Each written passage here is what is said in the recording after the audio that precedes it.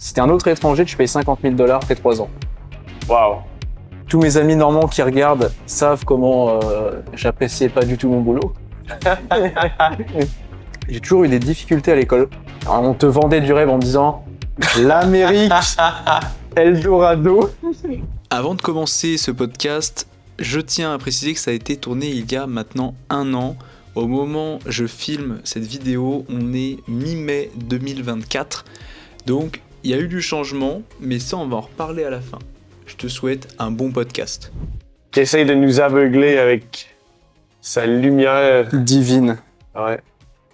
Comment ça va? Comment tu te sens le matin? Écoute, j'ai pris de la mélatonine hier soir dans des doses, je me souviens plus. Super chargé de sommeil. Si, je me suis réveillé à 4h du matin pour aller aux toilettes. Et je crois que je me suis dit, il doit être encore 22h, c'est dans ma tête. Je vois 4h, j'ai... effectivement, il s'est passé des dingueries depuis. Mais toi, tu parles la notion du temps avec ta chambre complètement obscure. Oui. Mais surtout, en plus, quand j'étais drogué à la mélatonine, tu perds tout.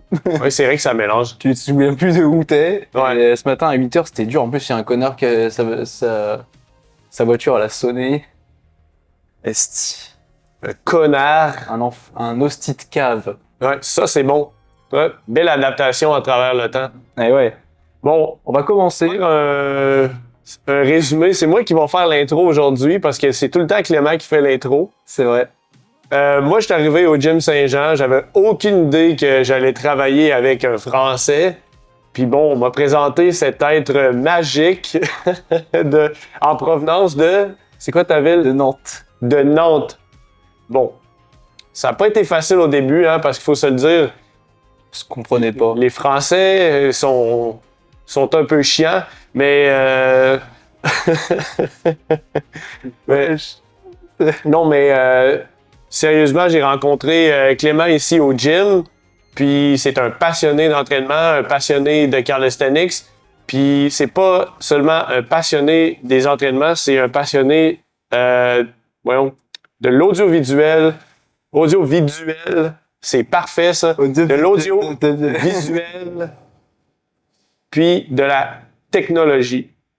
Donc, on l'a ici en ce moment. Je retourne la faveur parce qu'il m'avait fait un podcast à propos de mon parcours de vie, de qu'est-ce que je faisais. Puis, j'aimerais ça faire la même chose avec toi aujourd'hui. Donc, pour commencer, j'aimerais ça que tu nous décrives ton histoire personnelle, puis ton parcours de vie. Qu'est-ce qui t'a amené au Québec? Écoute, que je reprenne directement mes premières études il y a quelques années? Ouais, vas-y, partir de ton enfance, si ça te tente de nous raconter un peu ta vie en France. Ouais. Ton parcours, qu'est-ce qui t'a amené à faire tes études? Qu'est-ce qui te passionne avec l'audiovisuel, les calisthenics? Go for it. C'est parti. C'est vrai que j'ai jamais fait ça sur ma chaîne. Genre, j'ai commencé ma chaîne YouTube en 2011 de mémoire, ma toute première chaîne, qui existe toujours, mais j'ai plus mes vidéos disponibles, elles sont en privé. Mais elles sont toujours là. Un jour, peut-être que je les ressortirai. C'est pépite, hein. C'est très drôle. Pour un peu me présenter, même si sur cette chaîne, la plupart d'entre vous me connaissent déjà personnellement, mais pour ceux qui me connaissent pas, je m'appelle Clément, je vais avoir 24 ans là dans quelques semaines. Je suis né à Nantes, j'ai grandi à Nantes directement. J'ai fait des études, j'ai fait une enfance plutôt classique, il y avait rien d'exceptionnel. J'ai toujours eu des difficultés à l'école, toujours beaucoup de difficultés. Officiellement, je suis pas dyslexique. Mm-hmm. On va dire que oui, clairement. Je m'en rends compte au boulot, hein, dès qu'on me demande on me donne un prénom à écrire, laisse tomber. Dès que je le connais pas, je suis en panique, c'est fini. Mais je pars de ce principe-là où j'ai toujours voulu aller vers plutôt de l'informatique de base. Vu que mon père il est dans la technique de base, donc j'avais toujours cette appréhension de voir tout ça. Toujours intéressé, la preuve, hein, quand j'ai commencé ma chaîne YouTube, j'avais 12 ans, même, ouais, j'avais 12 ans au moment où j'ai commencé ma chaîne YouTube, et je me suis jamais arrêté techniquement. Donc j'ai toujours eu mentalement cette envie d'aller plus loin que ça. Mm-hmm. Je me suis dirigé dans l'alternance, donc ça, je pense pas que tu connaisses ici. C'est quoi, vite fait? Alors l'alternance, si tu veux, ça va être, t'as les diplômes classiques, donc un baccalauréat, un CAP, BEP, tout ça, et t'as des versions en alternance. Donc le principe, c'est que tu vas faire, ça dépend des cas, mais la première alternance que j'ai fait, c'était 1 semaine d'école, 2 semaines d'entreprise. Donc tu signes un contrat avec une entreprise, l'entreprise te paye pour aller travailler avec eux, du coup t'es apprenti. Et après, ils t'envoient à l'école, du coup, dans une école classique, où tu fais juste 1 semaine, et après, tu reviens à l'entreprise, et ainsi de suite, et t'es payé à aller au boulot et à l'école. Puis, est-ce que ça te permet de mieux appliquer ce que tu apprends à l'école? C'est incroyable. En vrai, pour moi, l'alternance, je pense que la majorité des gens devraient faire ça. Parce que juste, le problème de l'école, c'est que c'est l'école, donc t'avances tellement lentement. Et là, l'avantage, c'est que tu fais pas beaucoup d'école, donc t'avances. Techniquement, ils te font avancer plus vite à l'école parce que t'as pas le choix, sinon au bout de 2 ans, il faut que tu apprennes quelque chose. Et comme tu vas en entreprise, du coup, tu vois la vraie vie. C'est ça qui est génial, c'est que je me suis retrouvé avec des vraies personnes, tu vois, des adultes qui travaillent normalement. J'ai commencé mon CAP électricité, que je suis devenu électricien, j'ai commencé à 17 ans. Et c'est là que je me suis retrouvé dans le monde du travail pour de vrai. Donc, j'avais déjà fait des stages auparavant, mais cette fois-ci, c'était vraiment payé. Enfin, j'étais salarié techniquement. Donc ça me permettait de rentrer dans le monde du travail. J'ai fait 2 ans, donc j'ai mon diplôme, je suis électricien. Oh, nice! Eh ouais, ça Tu rigole. nous as caché ça depuis tout ce temps-là. Ouais, J'avais aucune idée que tu étais électricien. J'ai de la misère avec la verbalisation un matin, ça va se passer. Vous êtes peut-être dyslexique, monsieur? Vous êtes dyslexique? Ça se pourrait. Ah bah là, Écoute, voilà. check. J'endosse C'est pas grave. n'importe quoi, il n'y a pas de problème. Toutes les maladies du monde.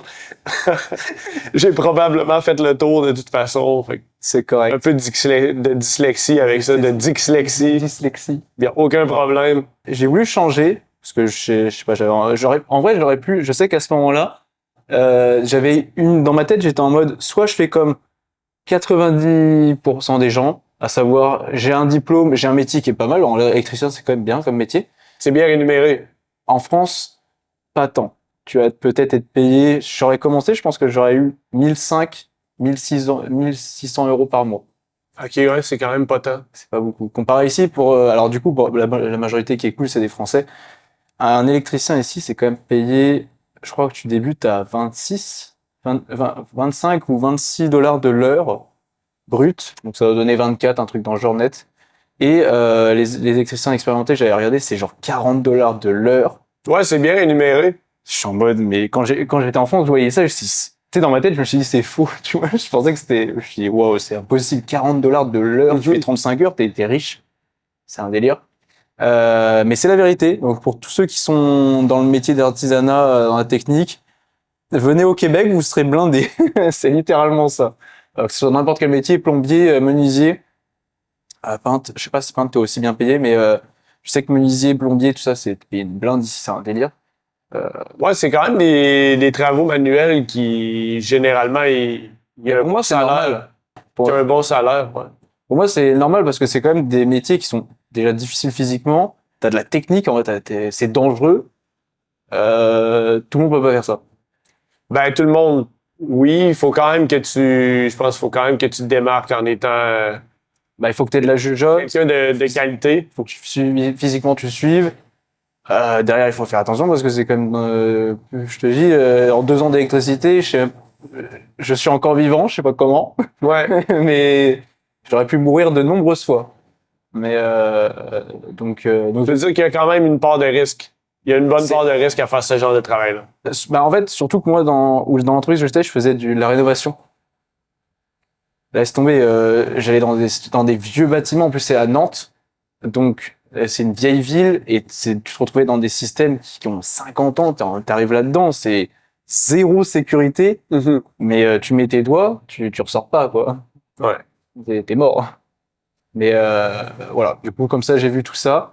J'ai décidé de changer. Je suis parti en bac pro. Donc, le bac pro, si tu veux, c'est un équivalent à un DEC ici, en cégep, pour te donner un peu une idée. Et je suis parti en bac pro système numérique, en alternance toujours, et à la SNCF. Ça te dit quelque chose ou pas?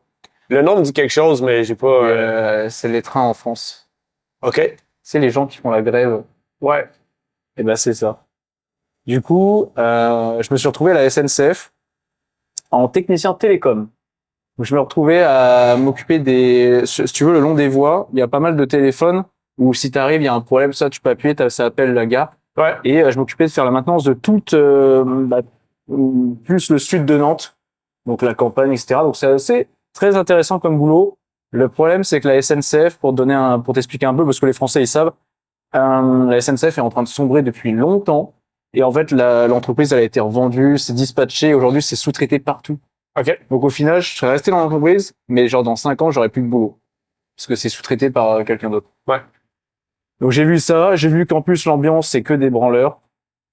J'ai- Oh la vache, ça renvoie direct. Heureusement que j'ai pas gardé trop de contacts à la SNCF.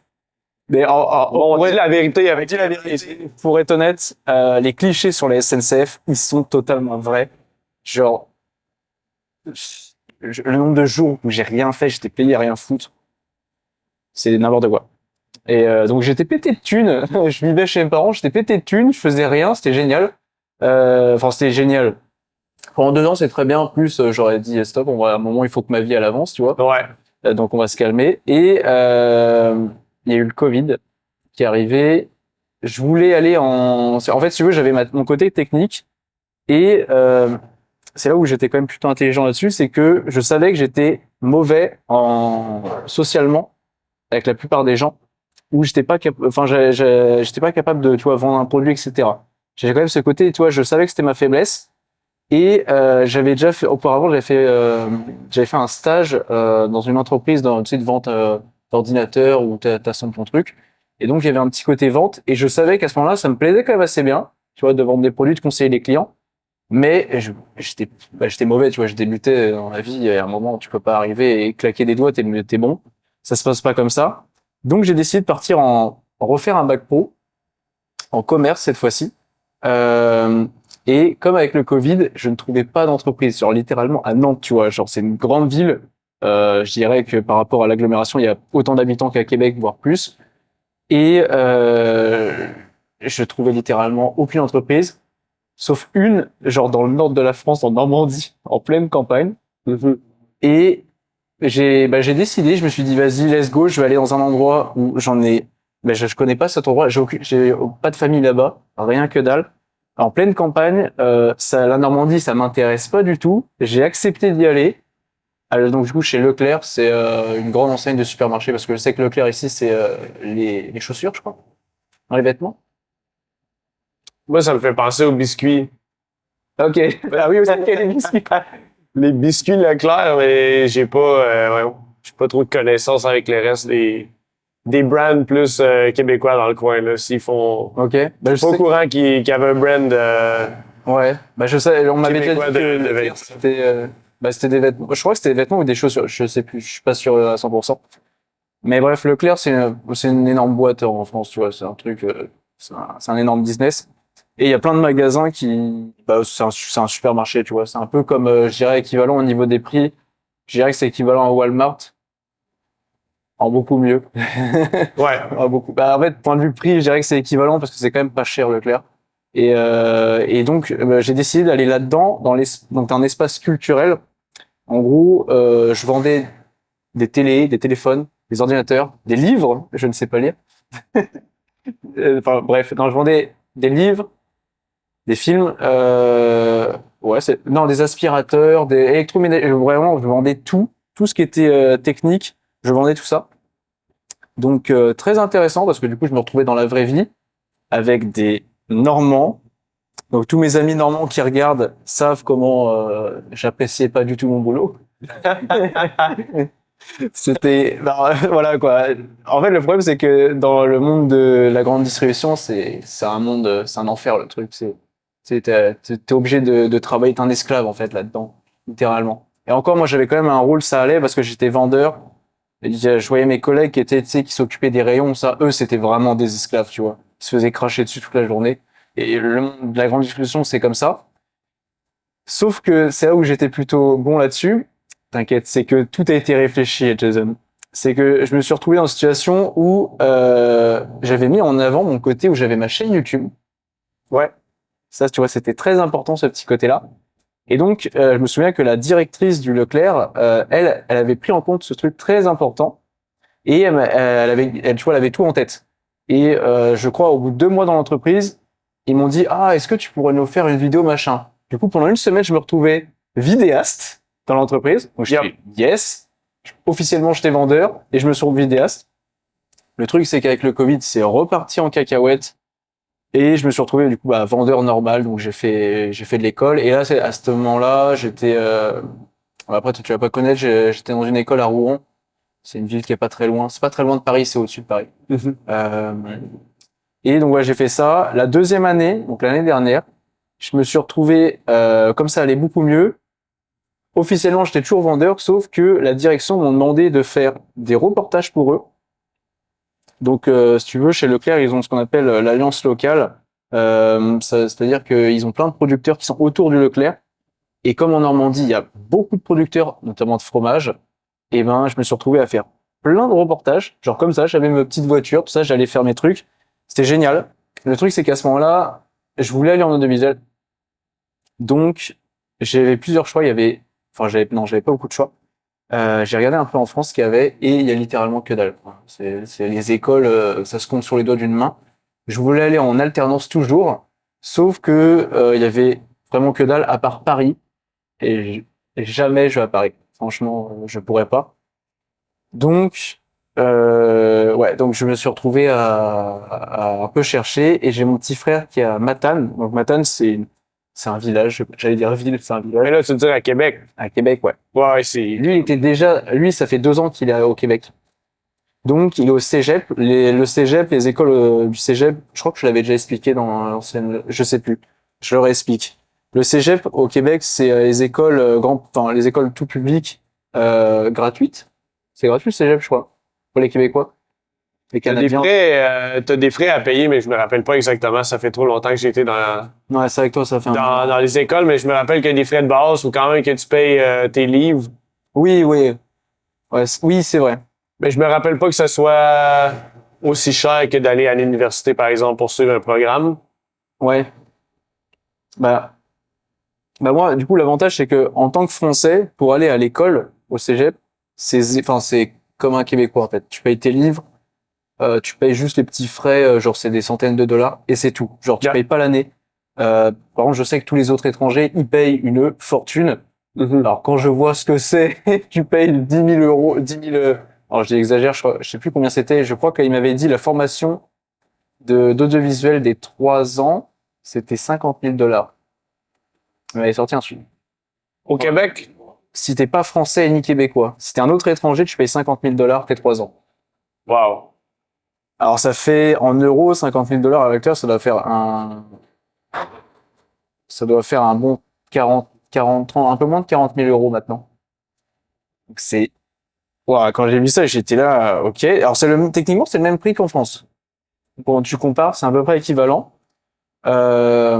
Sauf que voilà, donc je me suis retrouvé je voulais demander pour de l'audiovisuel au Québec, vu que mon petit frère ça se passait très bien de son côté, j'ai dit vas-y, je change de pays, je tente ma chance autre part en voyant si les études du côté québécois ça allait bien se passer, vu que j'avais déjà eu il y a longtemps, hein, c'était je crois que j'avais 16 ans je crois. Dans mon école, j'avais déjà eu une intervenante québécoise qui est venue et qui montrait du coup le Québec avec des belles photos. Alors je crois que c'était à Rimouski, le cégep de Rimouski, un truc dans le genre. Donc je sais plus c'était lequel exactement, mais je crois que c'était ça. Et on te vendait du rêve en disant l'Amérique, Eldorado, Rimouski, ils t'ont vendu Rimouski. Je sais plus c'était CETA, mais c'était pas une grande ville. C'était une petite ville. Ben là, c'est pas dur, hein. Quand tu sors de Montréal ou Québec, il y a pas grand chose. C'est des villages. Hein. Déjà Québec, là, on s'entend, c'est une ville, là, mais moi, j'étais allé habiter à l'extérieur. J'étais allé faire un tour chez les Français aussi à Paris, cette année.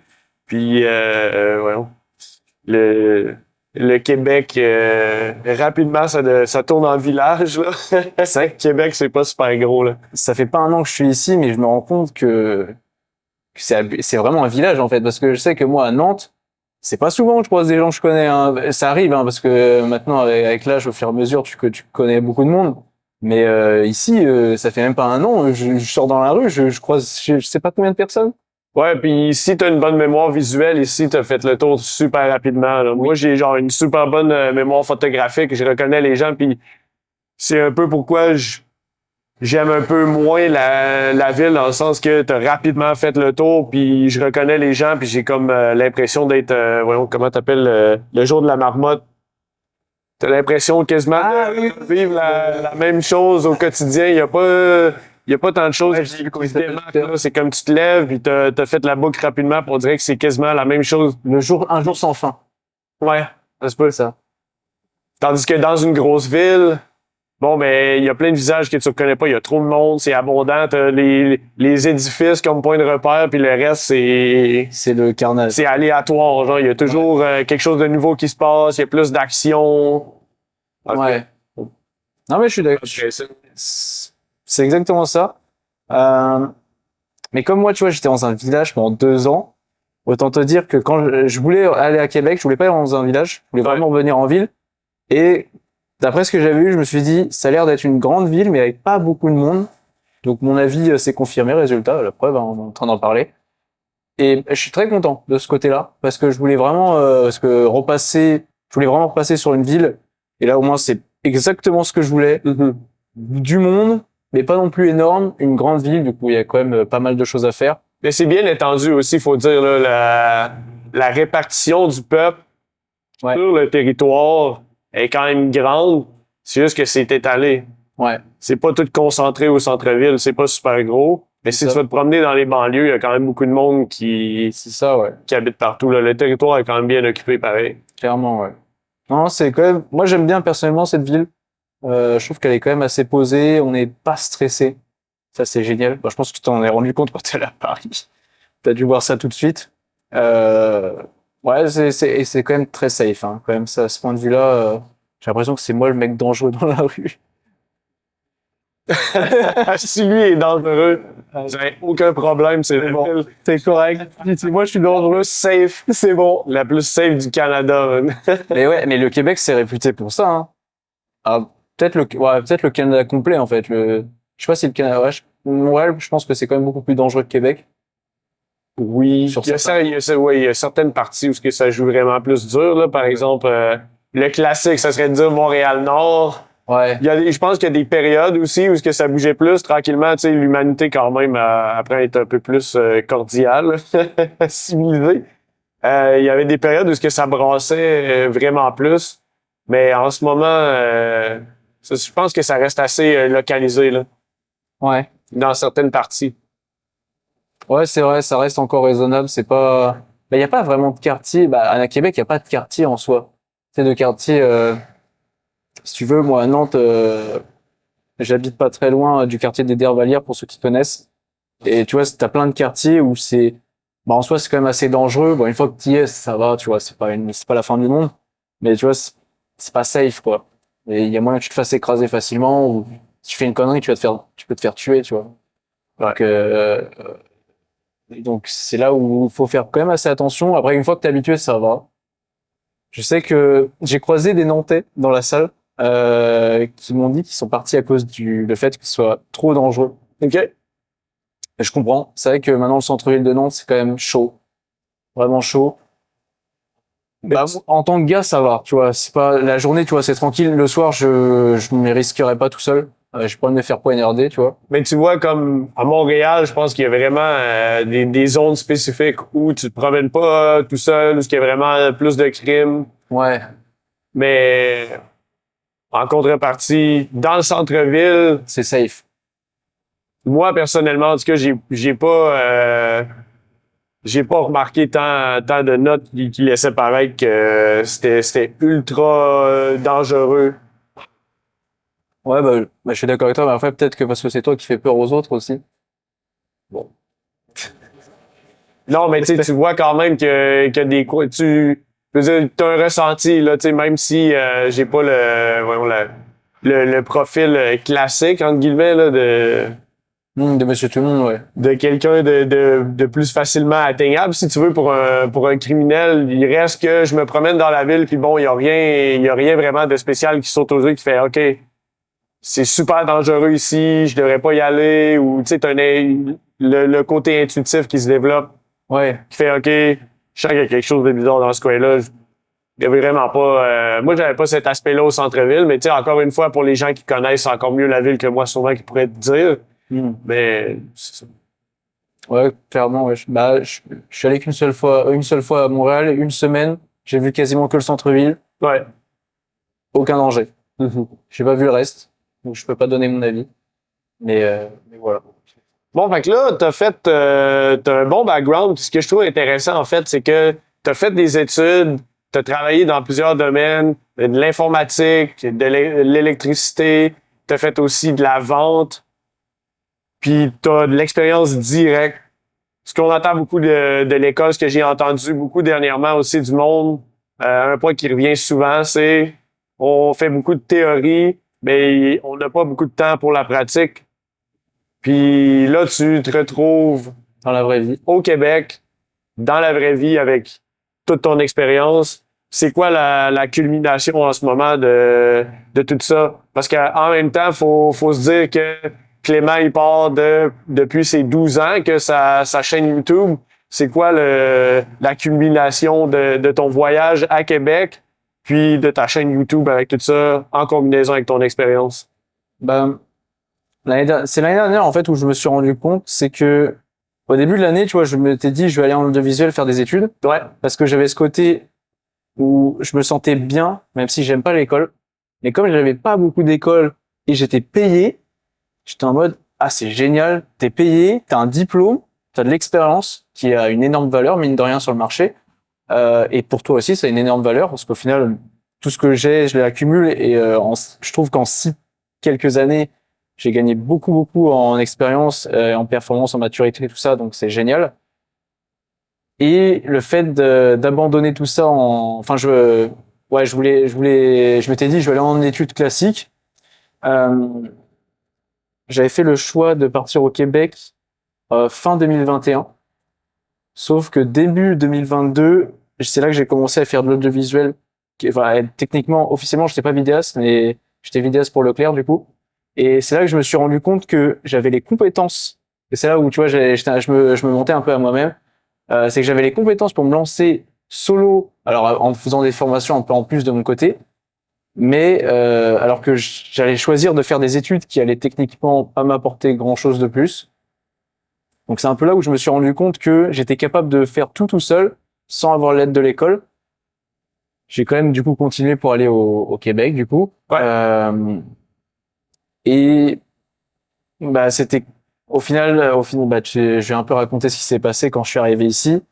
C'est que le gouvernement, enfin je sais pas si c'est le gouvernement. Bref, on m'a refusé pour l'école en audiovisuel. C'était 3 ans les études de base au cégep, donc ça donne un équivalent BTS, bac pro à la fin. Je sais pas vraiment c'est quel niveau. Et ils m'ont refusé, ils m'ont dit, écoutez monsieur, vous pouvez faire des sciences humaines 1 an pour valider les sciences parce qu'ils estimaient que j'avais pas les sciences.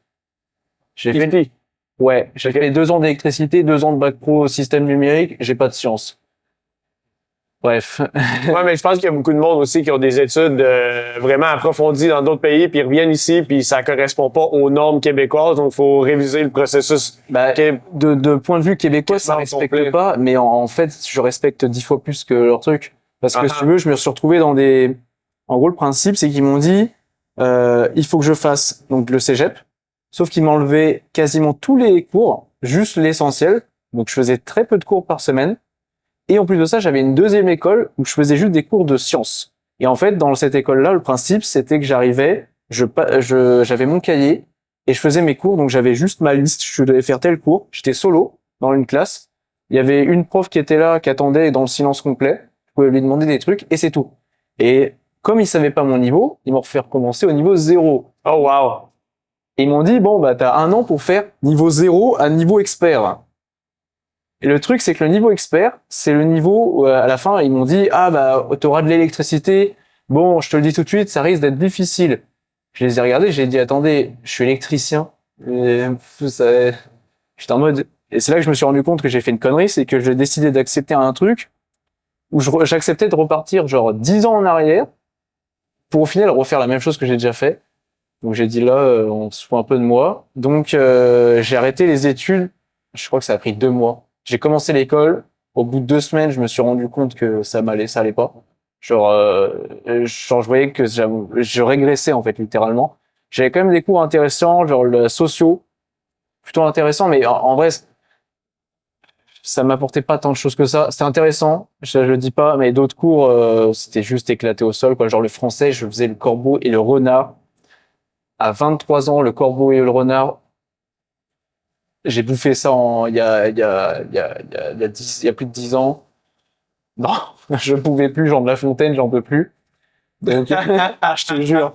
Non, parce que, si tu veux, les cours en tant que français, ils te font bouffer les Jean de La Fontaine, genre pendant, je sais pas combien d'années, mais c'est genre, t'as 10 ans, 12 ans, un truc dans le genre, ils te le font pendant longtemps, tu fais toutes les fables, enfin, l'essentiel. Tu vois tout en long et en large. Et le truc, c'est que toi, bah, t'es un enfant, t'es dégoûté du truc. Le Jean de La Fontaine, tu le verras en le vrai, t'as envie de lui en mettre une limite. Tellement t'en peux plus de ce gars-là. Et donc, je pense que la majorité des gens, ils sont juste dégoûtés de tout ça. Et revoir ça à 23 ans. Ils te refont manger la même chose pendant 1 an. Alors, c'était pas pendant 1 an, mais c'était pendant 5 mois, tu vois. J'ai vu ça, j'étais là. Qu'est-ce que j'ai fait? Pourquoi j'ai changé de pays pour voir? Et j'étais là, mais donc je me suis dit, il faut changer, il faut trouver une solution très rapidement parce que financièrement c'était compliqué. Parce que vu que je travaille avec 10 € au gym et les loyers sont très chers, j'ai dit là, soit je me retrouve dans la rue avec en plus des études qui me font régresser, ou soit il faut que je trouve une solution rapidement. Donc j'ai fait le choix d'arrêter l'école et de travailler à plein temps au gym. Ouais. Et c'est là que on s'est rencontrés, je crois, à ce moment-là. Puis en travaillant ta chaîne YouTube. Pas tant que ça parce que j'avais pas beaucoup en fait, j'ai pas tant de temps que ça. Par rapport en vrai, j'avais pas tant de temps que ça. Donc j'ai quand même bien évolué. C'est vrai que depuis, en vrai, j'ai beaucoup évolué. Récemment, j'ai fait le choix récemment de me lancer en tant que monteur vidéo en France. Ouais. Dans quelques semaines. Donc j'ai payé une formation, tu vois, c'est là que je me suis dit OK, j'ai les compétences de base, je suis capable je sais que si je me donne du temps et je fais ça juste ça va payer. Parce que je me rends compte avec le boulot quand j'étais électricien, je me donnais à fond, ça donnait des bons résultats. Quand j'étais vendeur, pareil, je me donnais à fond, ça donnait des super résultats. Donc je me dis pourquoi ça marcherait pas? Donc, il faudra qu'il y ait un moment que je fasse que je me lance pour de vrai, au lieu de rester à l'école, surtout à l'école en tant qu'étudiant classique. Et ouais, ça m'a quand même appris beaucoup de choses, où je peux me rendre compte aujourd'hui que je suis capable d'aller apprendre par moi-même et de me lancer solo, et que je suis sûr que ça va marcher de toute façon. Fait que c'était un peu, en résumé, t'es venu ici puis t'as rencontré un gros obstacle. Tu pensais avoir quelque chose qui allait t'aider, puis là t'as rencontré un obstacle, puis finalement ça t'a amené à te pousser dans la direction que tu voulais au final, qui est de monter ta chaîne YouTube, de faire du montage vidéo, de travailler en audiovisuel en fait. Exact. Puis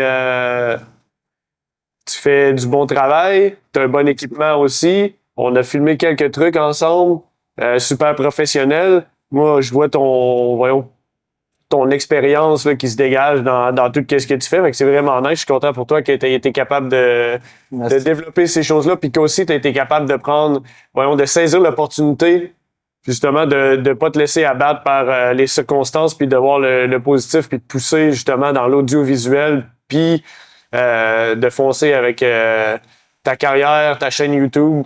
Je te souhaite vraiment bonne chance avec ça. C'est nice, man. Merci. Et aussi, faut dire que il y a un autre truc que tu fais en arrière-plan ou en premier plan, je sais pas comment tu le vois. En arrière-plan, je dirais. En arrière-plan, ça va être...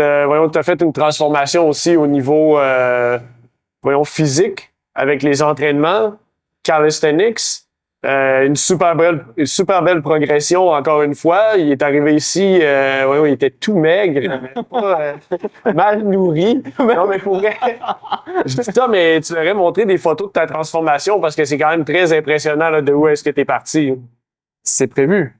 Je Ouais. te rappelle, lundi, est-ce que t'es chaud lundi pour me filmer? Lundi, tu me filmes. Tout nu. Avec un short. Ouais. Lundi, on fait la vidéo transformation. Bon, là, il me prend au dépourvu, il me demande des questions très personnelles en ce moment. Mais check, je vais y penser. Je vais y penser. Non, mais normalement, Ouais. Je sais pas si je suis prêt pour ça. ouais, ben, ça risque d'être choquant. Et là, parce que tout nu, c'est tout nu, là. Ouais, ouais. En 4K en plus, oh là là, on va tout voir. Non, mais c'est vrai que j'avais ce côté professionnel, donc ça, je sais que ça, je vais me lancer à fond dedans, donc c'est ma partie principale. Genre vraiment, comme tu m'as dit, bah, en vrai, ça me donne confiance parce que je sais que moi, je suis capable de le faire et toi, tu me le confirmes par-dessus. Donc, je vais vraiment me lancer dedans. Et c'est vrai que je pense, j'ai commencé la muscu été 2021. Ouais, c'est ça. Donc, tu partais de où, admettons, là, pour donner un point de Alors. référence au monde qui regarde, parce que t'as quand même gagné, un 10-15 livres de masse musculaire. 10-15 kilos. Bon. Tu partais de où? Puis là, t'en es rendu où avec ça? Au moment où au moment où j'ai commencé, alors déjà j'étais solo, je vivais tout seul l'été 2021, juste un an pour l'année qui précédait, j'étais la première fois tout seul dans un appartement, donc je me nourrissais solo. Je n'avais aucune connaissance des protéines, des lipides et des glucides, donc je mangeais un peu à ma faim. Je me nourrissais pas super bien, ça allait encore. En vrai, ça allait encore. C'était pour un gars de mon âge, ça allait encore. Et la plupart des gens, ils mangent n'importe quoi. Je mangeais plutôt, ça allait. En vrai, j'étais plutôt safe. Sauf que je savais pas les quantités, je connaissais rien du tout. Physiquement, j'étais, on va dire, normal. Je pense que j'avais un peu d'eau, un tout petit peu de gras, mais vraiment quasiment rien. Mais principalement de l'eau. Et je fais 1m66, donc 5 pieds 4 et demi. Ici, c'est ridicule. À chaque fois, j'ose pas marrer. Non, mais mais on bref. est des nains partout dans le monde, c'est pas grave, là. C'est pas grave. Ouais, c'est comme ça. Non, mais en pied, ça fait pas bon. Enfin, je sais pas, en pied, ça me perturbe.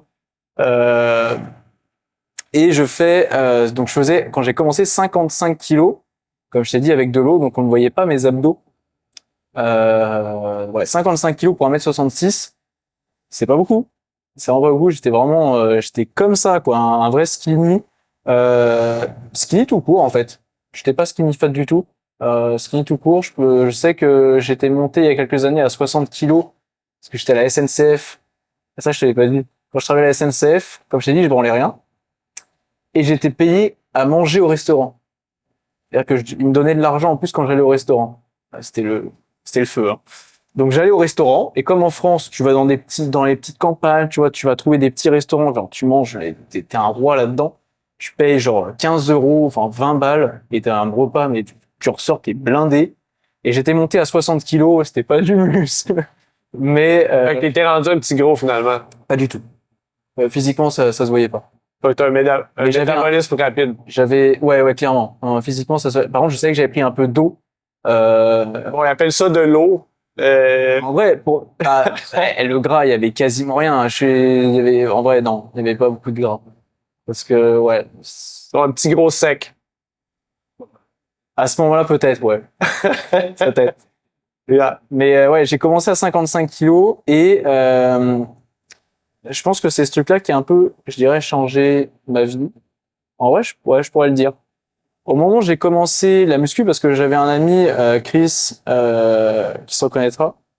Quand je l'ai rencontré, il allait déjà à la salle. Il avait pas un niveau de ouf au moment où je l'ai rencontré, mais je le voyais, il progressait, et je voyais qu'il avait un physique complètement abusé. Aujourd'hui, comparé quand je l'ai connu et maintenant, il a un physique, c'est n'importe quoi, le gars. Il est sec comme un scorpion, c'est un délire. Et quand je le voyais, j'étais en mode, ah ouais, c'est impressionnant. Et au moment où j'ai commencé, c'est parce que j'avais changé d'appartement, j'étais dans le centre-ville du village, et je voulais absolument, moi j'avais une idée, je m'étais dit, ah, j'aimerais bien aller apprendre à danser, tu vois. Sauf que c'était pas à côté, et je voyais sur Google Maps qu'il y avait une salle de sport, genre à 350 mètres à pied. J'ai dit, vas-y, ouais, vas-y. J'ai dit, pourquoi pas? Allons-y. Je suis allé m'inscrire.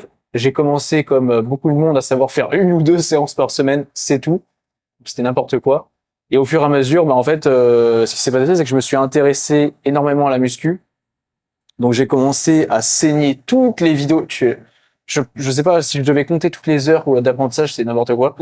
Mais aujourd'hui, ça paye, hein, clairement, hein, d'apprendre à fond, à fond.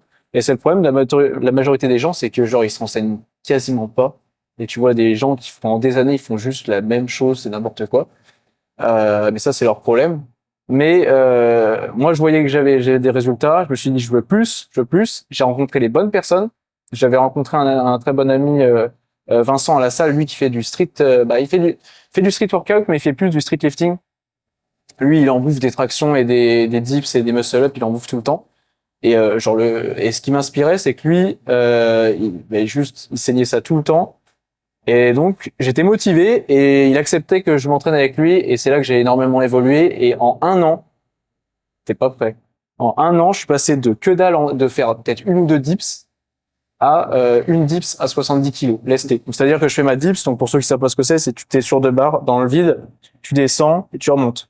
On pourrait être à peu près à 90 degrés comme ça. Et donc lesté en plus, donc avec du poids en plus, avec une ceinture où tu mets des poids au bout. Et j'étais lesté à 70 kilos au bout d'un an.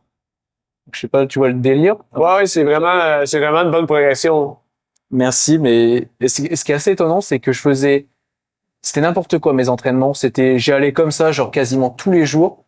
Sauf que j'avais un mindset qui avait complètement changé au moment où j'avais commencé la salle et genre à la moitié de l'année où je me mettais à me lever à 5 heures du matin tous les jours. Comme j'avais mon appart, tout était à côté. Bref, c'était bien conçu. Mes repas avaient complètement changé. J'avais mes compléments alimentaires. Je me relevais à 5 heures. À 6 heures, j'étais à la salle. À 7h30, j'étais revenu chez moi. Je commençais à travailler. Enfin bref, j'avais vraiment un rythme de vie qui était juste génial. J'étais ultra productif. Là, ça a un peu changé en arrivant ici, vu que je suis en colocation et mes horaires, ils ont rien à voir. Donc, c'est un peu différent.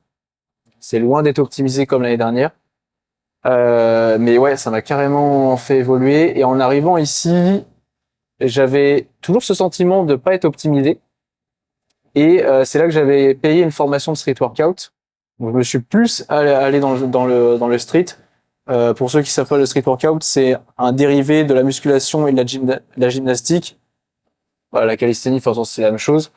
Donc toujours les dips, les tractions, les muscle up. Donc muscle up, c'est tu pars d'une traction, tu passes au-dessus. Les figures type la full planche, le front lever. Ouais, il y a plein de figures qui Il y a viennent plein de figures, mais aussi. c'est ça. Aux anneaux, toi tu fais beaucoup d'anneaux. Pas tant.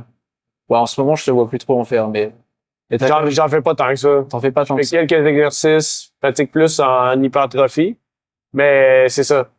Pour faire un résumé là, des exercices, il y a plein de figures qui ont leur origine dans les Olympiques, Ouais, clairement. dans la gymnastique. La gymnastique, ouais, c'est ça que je voulais dire. Ouais, mais au bout d'un an, j'avais déjà un physique qui était quand même assez abusé pour un mec qui venait de commencer, tu vois. Et Fait que t'as connu une super ah oui, progression. bah, J'ai l'impression que ça a amené une autre dynamique aussi dans ta vie. complètement. Parce que ça t'a amené de la discipline, ça t'a amené de la constance aussi dans qu'est-ce que tu faisais. T'étais vraiment plus ordonné. Puis là, t'arrives au Québec. J'arrive au Québec, il y a eu le chamboulement d'arriver et me rendre compte que j'avais fait un choix de merde.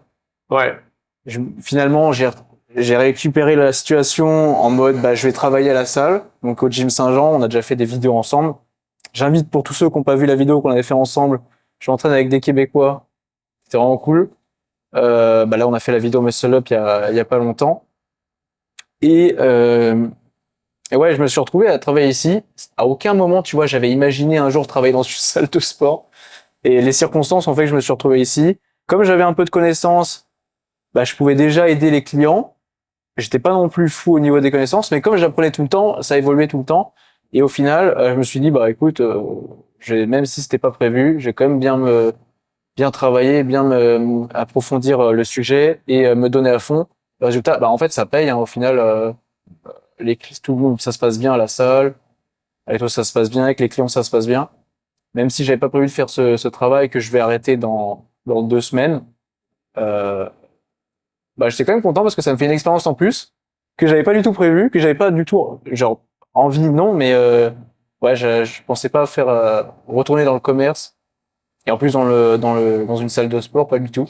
Ouais, mais j'ai dit ouais, mais sauf que il y a beaucoup d'affaires que tu as été capable de mettre en pratique. Si on retourne encore une fois à ton background de toutes tes études, Ouais. là, tu es venu ici, tu as travaillé dans un gym, Ouais. on est amené à faire de la vente, tu veux vendre des programmes, tu veux vendre des suppléments, puis aussi toi, je pense que tu t'es vendu quand même pas mal dans le sens que tu étais capable de vendre tes connaissances parce que tu enseignes à du monde ici comment s'entraîner. C'est ça, Je ouais. le vois assez fréquemment avec des clients. Tu étais Ouais. capable de mettre tout ça en pratique. Tu pars quand même avec un bon bagage. Ouais, clairement. de- Ah, bah, ça va vite en vrai parce que au final, je me suis juste concentré là-dessus. Résultat, en tant qu'autodidacte, parce que j'ai juste saigné au maximum d'informations partout et faire choisir le bon et le mauvais, parce que c'est le problème d'Internet, c'est que tu vas te retrouver avec plein d'informations. L'autre il dit machin, l'autre il dit truc. Au final, t'es en mode, tu prends un peu de recul et t'approfondis au fur et à mesure. Ouais, puis ça vient beaucoup de l'expérience personnelle, puis C'est ça. d'avoir le sens de la discrimination aussi, qui est une vraiment bonne aptitude, surtout dans les temps modernes où on est blasté d'informations, puis tout le monde essaie de faire valoir son point, tout le monde veut avoir des views. C'est ça, ouais. Puis il y a vraiment, vraiment beaucoup d'informations que c'est du n'importe quoi. Ouais. Juste, Tu vas faire le tri. ouais. Au final, avec l'expérience, c'est pas si compliqué que ça. Tu prends des gens au fur et à mesure, enfin des clients que je vois et tu t'adaptes quand même assez facilement et au final, ça se passe très bien. Après, c'est parce que je commence à avoir du recul, donc je pense que je débuterais, j'aurais été plus en panique, j'aurais fait compliqué. Mais là maintenant, ça va. Je suis content quand même d'avoir cette expérience en plus. Même si elle va pas me servir techniquement juste après. Enfin, au final, oui, parce que c'est quand même une expérience avec des clients québécois, mais je sais pas si t'en auras dans tes questions là qu'on va arriver. Mais je sais que entre être en vente en France et être en vente au Québec, c'est un autre monde par rapport à ça. C'est que juste, je tiens à préciser, quand il y a des clients qui rentrent, je leur dis salut. Toi, ça peut paraître normal. Au début, j'étais en mode, c'est bizarre de dire ça. Jamais je dirais un truc pareil en France. Hein. Bonjour monsieur, bonjour madame, point. Terminé. Mais genre salut, ça va. C'est comme moi personnellement j'aime bien. J'adore au final en m'adaptant. J'ai trouvé ça juste génial de pouvoir s'exprimer un peu amicalement, comme si on se connaissait toi vite fait. Et au final, tu crées des liens hyper facilement Ah avec les clients. Et ouais, tu discutes, machin. Ah, t'appelles comment? Ok, bah tu fais ça, etc. Et après, tu arrives à pouvoir vendre les articles, les abonnements, etc. La manière que tu parles, ce qui transparaît, c'est comme si on avait vraiment une approche plus, encore une fois, de village, si tu veux. Fait que tout le monde se connaît, tout le monde se demandait C'est pareil à Montréal. Hein. comment ça se passe ta journée. Mais je veux dire, comme la culture québécoise et peut-être canadienne aussi, Peut-être qui est Canada vraiment aussi, ouais. friendly, amical. Pour les Français, là, je sais pas qui. Ah bah ça n'a rien à voir. Qui est-ce qui parle en anglais sur la chaîne? Parce qu'il faut dire qu'aussi, une autre des difficultés pour les Français, c'est au niveau de la langue, parce qu'il y a beaucoup d'anglicismes utilisés au Québec, puis ça fait vraiment partie de la langue. Mais pour revenir au point qu'on parlait, c'est qu'on a vraiment le feel plus amical. Donc, quand tu rencontres quelqu'un, c'est moins protocolaire. Disons que si tu travailles dans une grande ville, puis t'es plus axé sur la forme cordiale de comment approcher une personne. C'est ça, ouais. Ah, c'est complètement ça. J'avais l'habitude d'être toujours bonjour madame, comment puis-je vous aider, etc. Tu vois, dans les trucs que j'apprenais ça à l'école, c'est des tac tac tac, c'était protocolaire. Oh, ouais. Bref, tu suivais un protocole qui était juste carré, qui marche très bien. Hein, ça marche très bien pour la France. Mais au Québec, j'utiliserais ça, ça marcherait pas. Hein. Là, je pense que les gens, Il va falloir que tu te réadaptes quand tu retournes dans ton pays. Alors oui et non. Parce que là, je vais débuter en tant que monteur. Donc, je vais essayer de monter avec des clients youtubeurs ou tiktokers. Et j'ai clairement pas envie d'arriver et de dire bonjour monsieur ou bonjour madame. Franchement, avoir goûté à ce côté où tu peux discuter assez amicalement, un peu direct, j'ai envie de garder ça. Et même quand après je me lancerai plus tard dans l'année, j'espère assez rapidement en tant que vidéaste. Donc là, j'irai sur le terrain avec des clients, du coup, dans des entreprises directement. Et là, si je peux les tutoyer, tu vois, juste ce côté-là. Derrière, ça va, je pense, débloquer des choses. Normalement, maintenant, avec mes 3 ans, on va dire 3 ans de commerce, je pense que j'aurai quand même de la facilité pour aborder les clients de cette façon. Et, et j'espère garder ça. Franchement, j'espère ne pas tout changer. Je vais devoir évidemment garder une distanciation. On a quand même ce côté-là en France. Avec les clients, tu peux pas arriver et dire ça va. C'est quoi, qu'est-ce que t'allais dire? Je me suis mélangé là. Ah, Je sais plus ce que je voulais dire, mais non, tu le sais, tu veux juste pas le c'était dire. vraiment. Parce C'est que t'arrives t'as vraiment pris- si tu parles côté. C'est très familier comme discussion. Voilà. Donc ça, on va éviter. OK, c'est quoi la plus grande leçon que tu tires du Québec? La plus grande leçon que je tire du Québec, Ou de ton voyage? bah, quand je me suis rendu compte que au final, il y a un moment, il faut que j'arrête de reposer mes efforts sur l'école. Il faut que je me lance moi-même. C'est un peu ça, ça m'a donné un coup de pied au cul et je me suis dit, ah ok, ah non, d'accord, il faut que je fasse comme ça. Euh, ouais, je dirais ce côté-ci où d'apprendre, je me suis bien rendu compte qu'il y a un moment, il faut que j'arrête de vouloir essayer de repousser parce que techniquement, c'est un peu ça au final. Je voulais un peu repousser mon travail. Euh, au final, ouais, c'est ça. Je voulais refaire des études pour dans quelques années travailler, alors que techniquement, je peux déjà le faire. Ouais. Et je sais pas, j'avais comme une envie de repousser, comme si j'avais envie de continuer de faire des études alors que je déteste ça. Je sais pas pourquoi j'étais dans ce mood-là.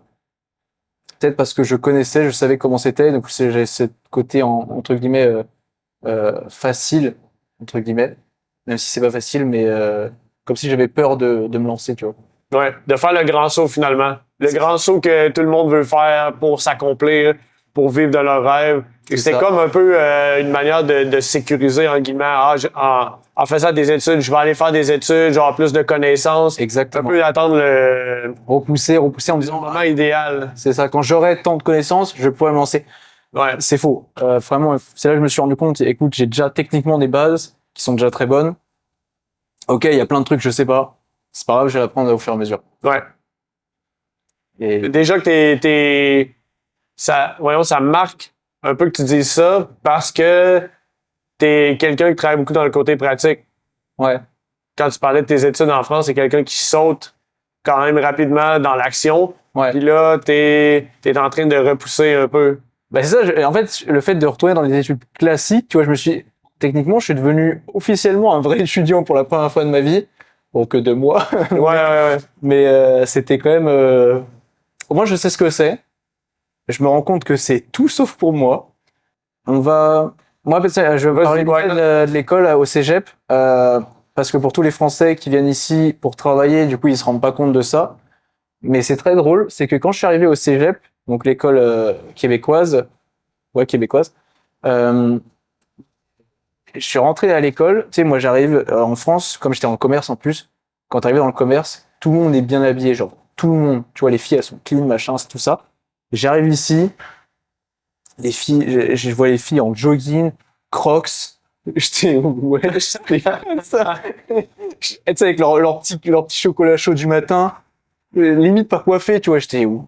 Je suis où? Tu sais, moi j'arrive, j'étais clean, tout ça. Je dis, c'est quoi ça? Et tout le monde est comme ça à l'école. Genre tout le monde arrive en pyjama, tu vois. C'est abusé. Et je sais qu'après, moi, j'avais mis au fur et à mesure, bon, au bout de 2 mois, ça n'a pas duré longtemps, je m'étais mis en jogging, tu vois. Jamais j'aurais fait ça de ma vie en France. Mais c'était très drôle parce que je voyais la différence culturelle de juste, tu t'habilles. En France, si tu t'habilles pas correctement en France, tu te fais clasher direct. Tu te fais insulter dans le quart d'heure. Là, tout le monde en a rien à foutre. D'un côté, c'est très cool. Moi, j'aime bien parce qu'au moins, t'arrives, t'es détendu, tu te poses. Personne va te juger. Ça, c'est assez génial. Le côté, comme quand je vois dans les films américains, tu sais, de fait d'avoir une classe pour chaque cours. et de dire ah bah écoute, on se verra en histoire ou en français machin. C'est juste ça la différence avec la France. Tout le reste c'est exactement pareil, de mon point de vue école. Mais voilà, c'était juste pour placer ça. Mais c'est drôle parce que quand t'as parlé du monde en pyjama, ça m'a donné des flashbacks et de quand j'étais à Montréal aussi, puis je me promenais dans les rues, puis j'étais encore là. Je regardais même les étrangers, les immigrants qui sont ici. Je suis là, pourquoi est-ce que tout le monde porte des jogging? Ah mais Tout le monde est quasiment toujours habillé coton watté ou jogging. Il y a quelques personnes qui sortent du lot un peu, mais il y a quand même une grosse tranche de la population, même ici, qui me donne cette impression-là de juste être super là. C'est super casual. ah oui, mais c'est un délire complet. Je vais pas te cacher que moi personnellement, quand bah, c'est un peu violent ce que je veux dire, mais les gens au Québec ils sont tellement mal habillés. Je suis désolé, Jason. Non, mais c'est pas à moi que tu le dis, hein. C'est La vérité.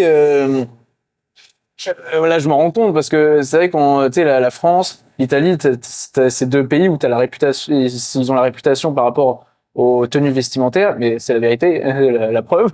Là, quand je vois ça, je suis en mode, tu sais, je voulais juste, moi, j'ai des vêtements, j'avais un jean asphalte, genre c'est, pour ceux qui se connaissent un petit peu dans les vêtements de qualité, ça coûte genre cher, genre c'est juste, c'est haut de gamme, tu vois, comme vêtement.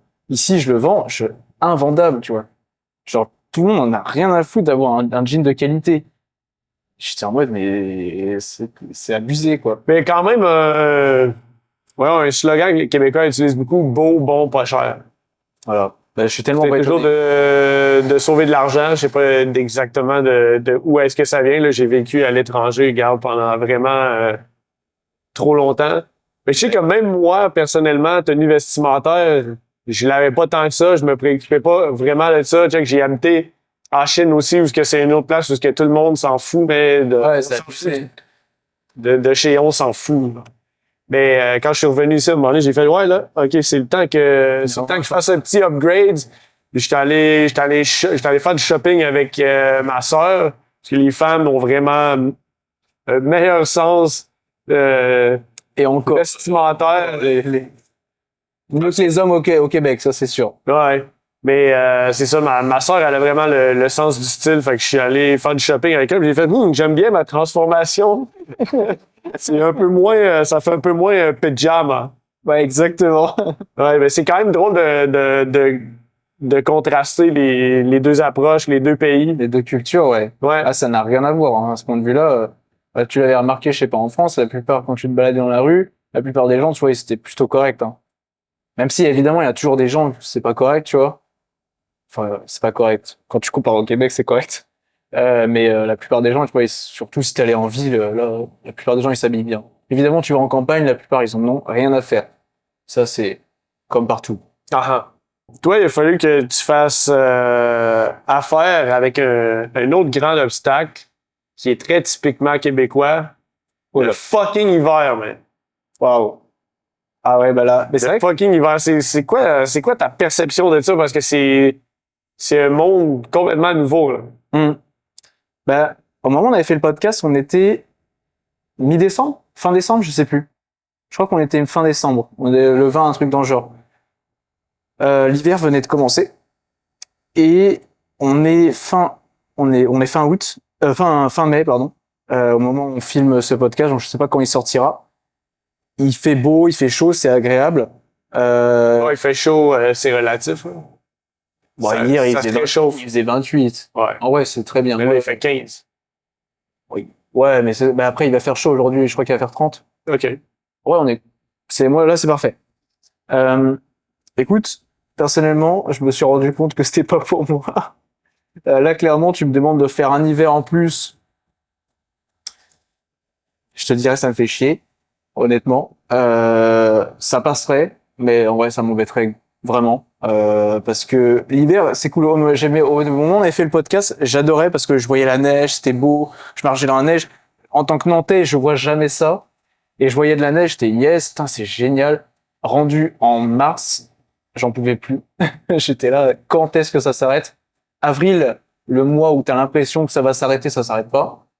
Je me souviens que, je sais pas si je mettrai cette vidéo, où j'étais allé au parc de Street, tu m'avais dit, Maïka m'avait dit, n'y va pas, il y a de la neige. Je voyais qu'il faisait beau, et on commençait à atteindre les 20 degrés. J'étais, bah, ça y est, là, il y a plus de neige. Non, il y a de la neige encore. J'étais là, c'est interminable.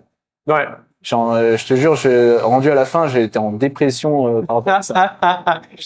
Ma soeur, elle avait dit dernièrement, je me demande si c'est l'hiver qui scrape le monde au Québec. Je te jure que C'est fucking intense, ça. C'est quand même, si tu comptes les mois, tu sais, le début jusqu'à la fin, ça fait à peu près 6 mois quasiment. 5-6 mois. ah, c'est long. Jusqu'à de la neige. C'est beau. En vrai, genre, il y aurait eu 2 mois de neige intense. Trop bien. Tu sais, c'est juste les 2 mois où tu fais, t'es là, c'est cool, il neige. 6 mois, là, c'est trop. C'est trop, bah, moi, comme j'ai jamais connu ça, c'est trop pour moi. Après, non, je suis même pas sûr si je m'adapterais. Vraiment, bah, en plus, comme j'étais 2 ans en Normandie, la météo là-bas, c'est pété. Il neige pas, hein, mais il pleut tout le temps. Ouais. Il fait tout le temps gris. Ouais. Et, bah, toi, tu l'avais vu comme toi, tu vas déménager bientôt, aux Pays-Bas, Ouais. c'est un peu pareil là-bas. Il fait gris, il pleut. Il neige pas, mais il pleut, tu vois, c'est pas ouf, hein. Donc, T'es quand même habitué, par exemple, avec la température grise là, du Québec, avec les transitions de saison aussi. Là. ouais, ça, c'est pas dérangeant, mais c'était la longueur de la neige, quoi. Ouais. Là, j'avoue qu'il faudrait vraiment qu'il se fasse beau pendant longtemps. Ouais. Donc, ouais, ce point de vue-là, de mon point de vue, j'accepte pas. Parce que c'est souvent présenté un peu, tu sais, le Canada comme une terre promise, une terre de liberté. Puis je voyais plein de clips sur Instagram du monde dire ah ouais, ils disent venez au Canada, venez faire ci, venez faire ça. Puis c'est du monde qui a de la glace d'en face parce qu'il fait comme des fois il fait moins 30, c'est super humide. Yes. Il y a le vent, tu respires là, t'as toute la morve collée dans ta moustache, man. C'est genre il y a du monde avec des flocons, man. Je trouvais ça tellement drôle. Hein. C'est vrai qu'il a fait moins 40. Ouais, qui prononce ça, mais c'est quand même très fréquent. Là. Des fois, ça va même. Ça va à plus froid que ça. Là. Tu sais, faut Bah, être prêt. Là. je sais ce que c'est au moins les moins 40. Ouais. C'est génial. Enfin, je trouve ça génial. Une fois ou deux à vivre dans sa vie, c'est stylé, mais stop après, on s'arrête là après. C'est, Là, ouais, on vient de parler de l'hiver. oui. Puis ma prochaine question, c'est si t'allais en date, est-ce que tu serais plus avec une Québécoise ou une Française? Je serais plus à l'aise. Alors, non, à l'heure actuelle, non. Bah non, au début, il y a encore quelques mois, je t'aurais dit que je serais plus à l'aise avec une Française parce que je sais un peu plus comment ça fonctionne.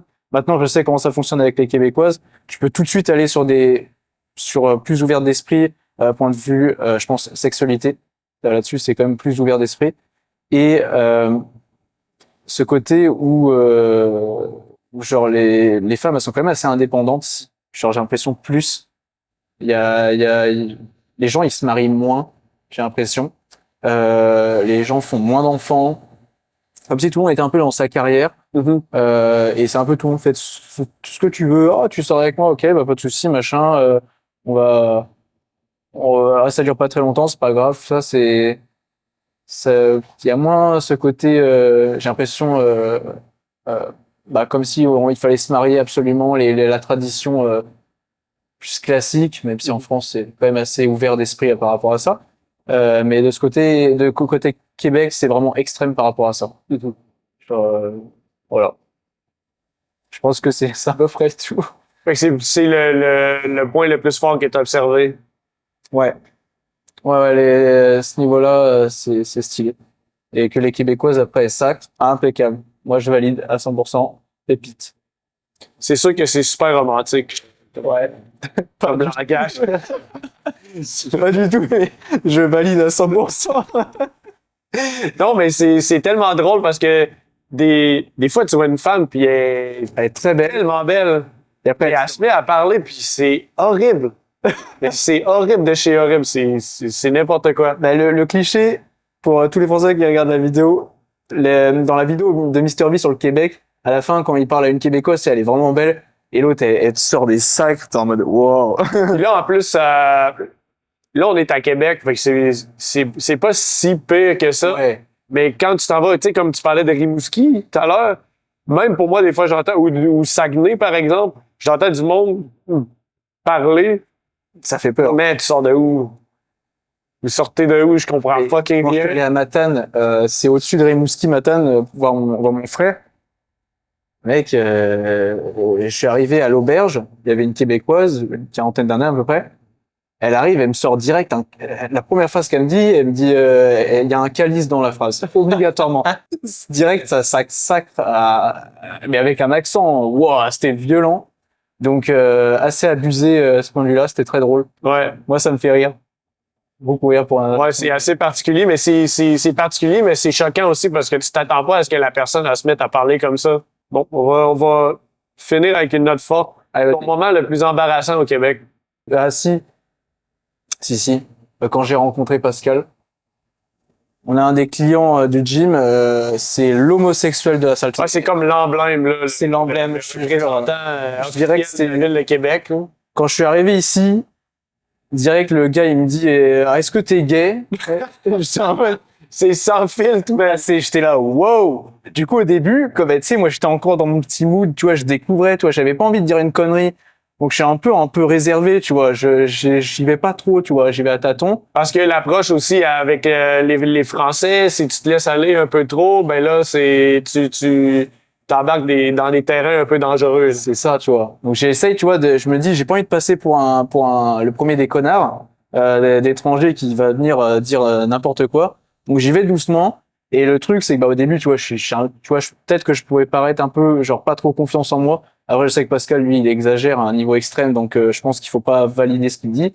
Euh, et je sais que quand je l'ai rencontré, j'étais pas bien. Quand je discutais avec lui, j'étais là. Les moments malaisants. Oh là, j'étais là. Au début, putain, quand il parlait, j'étais là. Ouais, ça, c'est clairement mon moment le plus embarrassant, je pense. C'est vraiment, tu sais, je rencontrais pas beaucoup d'homosexuels en France. Yep. Et là, j'arrive ici, et tu te retrouves à parler de cul, mais à un niveau extrême. Lui, il faut dire, Oh la vache, j'étais là, mais il j'étais. s'abuse, là. C'est comme le modèle le plus exacerbé là, que tu peux rencontrer parce qu'il y a quand même beaucoup de gens de cette communauté-là qui vivent dans... Moi, personnellement, je trouve que c'est comme l'exagération, c'est le sans filtre. Ouais. Là, c'est comme le modèle. Ah, c'est la Tu référence. peux pas avoir un plus, voyons, Ah, j'espère pas que ça existe. plus un grand choc avec, disons, avec cette culture-là que rencontrer ce personnage. Oh purée, mon Dieu, je te jure. J'étais pas prêt, hein. Je suis arrivé là, ça démarre direct comme ça. Voilà.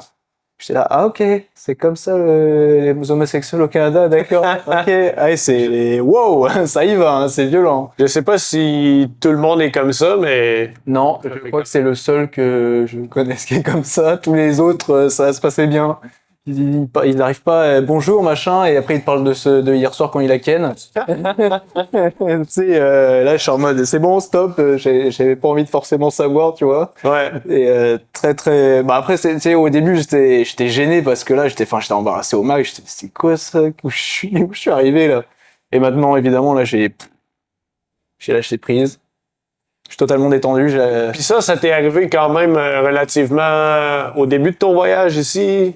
mais je Tu suis l'as rencontré. ça s'est passé très vite. Je suis arrivé ici mi-août et j'ai commencé à travailler avant-dernière semaine de août au gym. Donc là, ça a été extrêmement rapide. Genre en une semaine, je travaillais ici. Et ouais, c'est ça. En une semaine, je travaillais ici. Donc c'était quand même très rapide. Et du coup, je l'ai rencontré fin août. Direct. Direct. Contact direct avec le Pascal. Le Pascal, mais les Québécois. Ah bah là, on était direct en plein dedans et j'étais wow. Tu sais, je venais d'arriver, j'étais encore innocent. On est où? Le choc. Le choc Le choc culturel. culturel immédiat. Mais c'est parfait, ça t'a mis dans le bain. T'es direct dedans. Directement partant. C'est incroyable. En fait, Hey, écoute, man, ça fait plaisir. merci d'avoir partagé ton expérience avec nous. Merci à d'avoir toi. répondu à mes questions. Ça fait plaisir, mais merci de me les avoir posés. C'était vraiment un bon moment. Ça fait plaisir, man. Ça fait plaisir de travailler avec toi. Merci, ouais. Bah, de toute façon, on se reverra dans pas mal de mois maintenant, Yup. aux Pays-Bas. Ouais. Et d'ici là, j'aurai peut-être un bon niveau en En anglais. Europe. J'aurai peut-être un bon niveau en anglais d'ici là. Ouais. Ben, tu devrais pratiquer. Ça encore. Tu sais que je suis rendu à 200 jours sur Duolingo. C'est parfait, ça. Non-stop. Continue. Merci. Mais je pense que si on a l'occasion de refaire un podcast ensemble, on refera ça aux Pays-Bas, Ben ouais. où on a, Amsterdam, on peut le faire, Utrecht, on peut le faire là, comme il y tu a des veux. beaux spots. Si j'ai un bon niveau en anglais, que je peux venir parler et pas bégayer, ça me va.